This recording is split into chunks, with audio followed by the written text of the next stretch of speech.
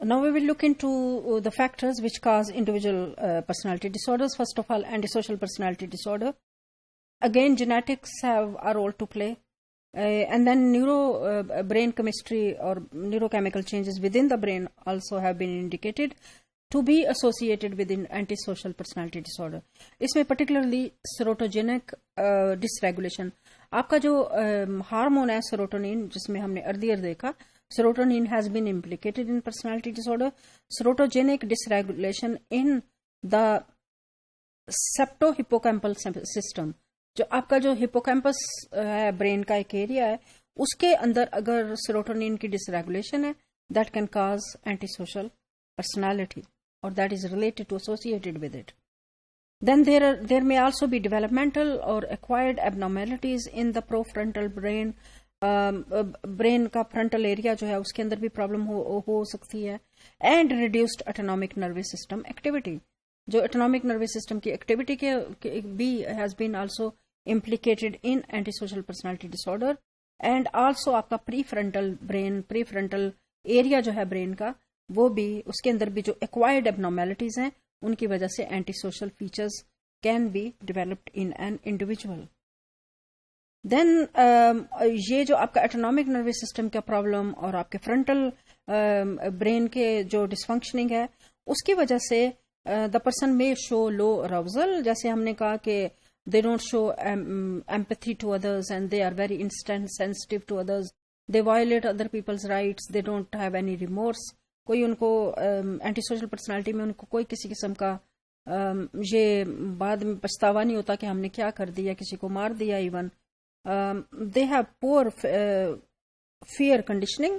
उनको खौफ से भी कोई इस तरह की कंडीशनिंग नहीं होती. जाहिर बात है जिसको डर नहीं लगना, जिसको अपने कॉन्सिक्वेंसेस जो भी वो बिहेवियर कर रहे हैं उनको डर ही नहीं है, सो वो जाहिर बात है उनको कोई पछतावा भी नहीं होगा.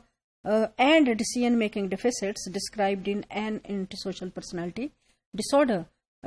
सो the brain chemistry and brain functioning and brain की जो neurochemical changes within the brain है या इम्बैलेंस इन हार्मोन है, that has also been associated with antisocial personality disorder, जो कि इनके जो बिहेवियर सर्टन बिहेवियर्स हैं उनके साथ एसोसिएटेड है कि लो अराउजल है, पुअर फियर कंडीशनिंग है और डिसीजन मेकिंग डिफिसिट्स हैं. ये सारे के सारे एंटी सोशल पर्सनालिटी के अंदर पाए जाते हैं. They have been associated with neurochemical changes and dysfunctioning in brain. Then if we come talk about borderline personality disorder, इसके अंदर जो इसमें मेनली साइकोसोशल डिसऑर्डर फैक्टर्स हैं.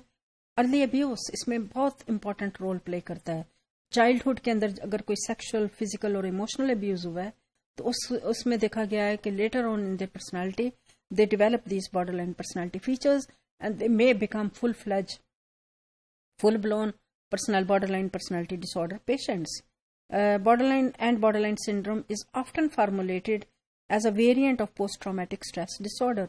So ये theorist ये postulate करते हैं कि earlier on जो सेक्सुअल, फिजिकल और ट्रॉमा उसने एक्सपीरियंस किया अर्ली चाइल्डहुड में, वो बेसिकली सिम्टम वो मैनिफेस्ट होता है इन फॉर्म ऑफ, जाहिर बात है पोस्ट ट्रॉमेटिक स्ट्रेस डिसऑर्डर उनके लिए वो एक ट्रॉमा की हैसियत रखता है और वो पोस्ट ट्रॉमेटिक स्ट्रेस डिसऑर्डर में कन्वर्ट होता है. लेकिन पोस्ट ट्रॉमेटिक डिसऑर्डर जो है वो बॉर्डरलाइन पर्सनालिटी सिंड्रोम की शक्ल इख्तियार कर लेता है.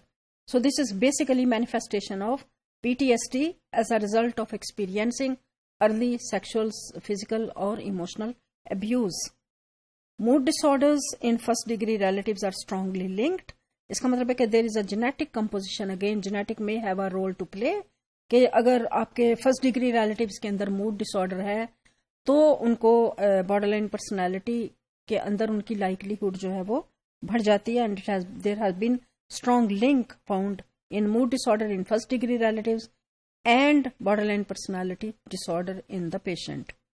And then biological factors such as abnormal monoamine oxidase inhibitors की अभी हमने बात की, functioning and prefrontal neuropsychological dysfunctioning.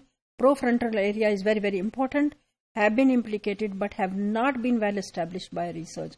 So there is still work going on linking certain personality disorders with certain brain areas as well as dysfunctioning of the brain, so that कोई conclusive evidence आए, so remedies and treatments can be, or intervention can be given to them.